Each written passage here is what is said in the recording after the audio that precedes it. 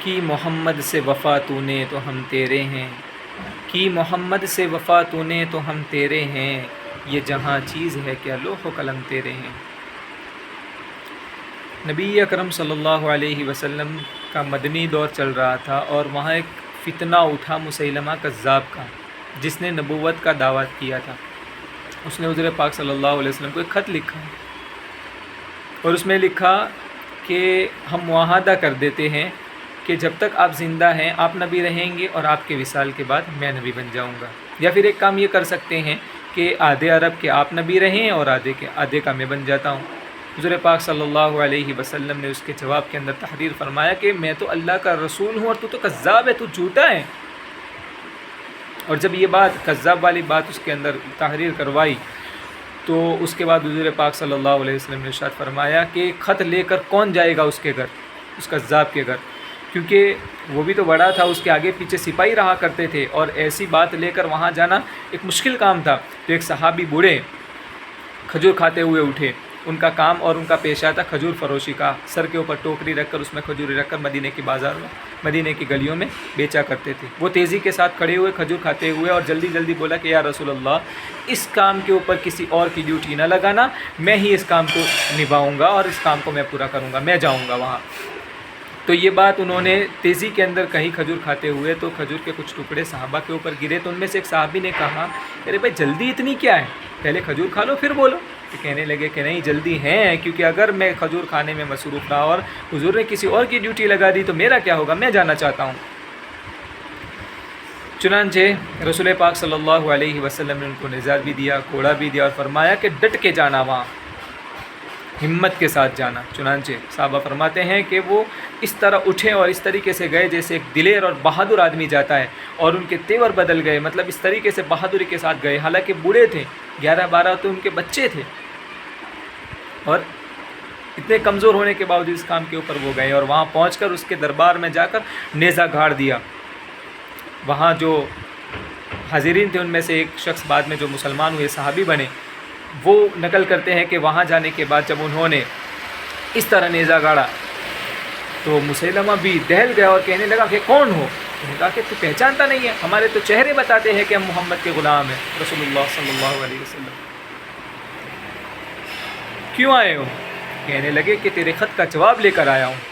تو اس خط کو پڑھنے کے لیے اس نے ایک آدمی کو، ایک شخص کو دیا، کیونکہ بادشاہوں کے خط بادشاہ خود نہیں پڑھا کرتے، ان کا کوئی سپاہی یا ان کا کوئی جو وزیر ہوتا ہے وہ خط پڑھتا ہے، اس کے لیے مستقل ایک شخص رکھا جاتا ہے۔ تو اس نے خط پڑھا اور اس کے اندر یہ لکھی ہوئی تھی جو کذاب والی بات کہ تو کذاب ہے لکھا ہوا تھا، اور یہ حاضرین نے کے اندر سب کے بیچ میں یہ بات اس نے پڑھ لی۔ تو یہ سن کر وہ تو آگ بگولا ہو گیا اور اس نے دھمکی دے دی کہ میں تجھے قتل کر دوں گا، تجھے مار دوں گا۔ انہوں نے تو چلو ایسا کہہ دیا، لیکن تیرا کیا خیال ہے؟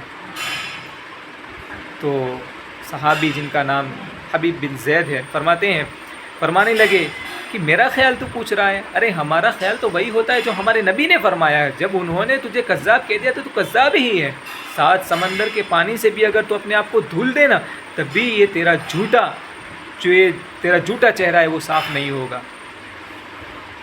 چنانچہ وہ غصے میں آ گیا اور اس نے کہا کہ دیکھ تیرے پیچھے کتنے سپاہی کھڑے ہیں، تلوار لے کر، نیزے لے کر، بالے لے کر کھڑے ہیں، ابھی تیری گردن اڑا دیں گے، تو پیچھے دیکھ تو صحیح۔ انہوں نے جواب دیا کہ میرے 11 بچے ہیں، 12 بچے ہیں، اور جب میں وہاں سے نکلا گھر سے تیرا خط لے کر، اور ان بچوں کے اندر تو کچھ ایسے ہیں جو ابھی دودھ پیتے ہیں، کچھ ابھی تو چلنا بھی نہیں سیکھ پائے ہیں، ایسے میرے بچے ہیں، لیکن پھر جب میں تیرا خط لے کر نکلا تو میں نے پیچھے مڑ کر ان بچوں کو نہیں دیکھا، تو تیرے سپاہیوں کو کہاں سے دیکھوں گا؟ تو اس نے غصے میں آ کر پوچھا، غصے میں آ کر اس نے تلوار ماری اور ان کا بازو کاٹ دیا، اور پھر اس کے بعد پوچھا کہ اب تیرا کیا خیال ہے؟ تو فرمایا کہ بے وقوف، نادان تو ہمیں آزماتا ہے،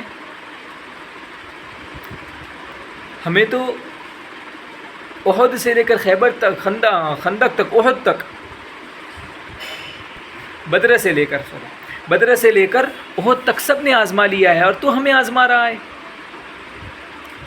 ہمارا خیال اب بھی وہی ہے جو پہلے تھا، جو ہمارے نبی کا ہے، اس کے اندر کوئی فرق نہیں آ سکتا۔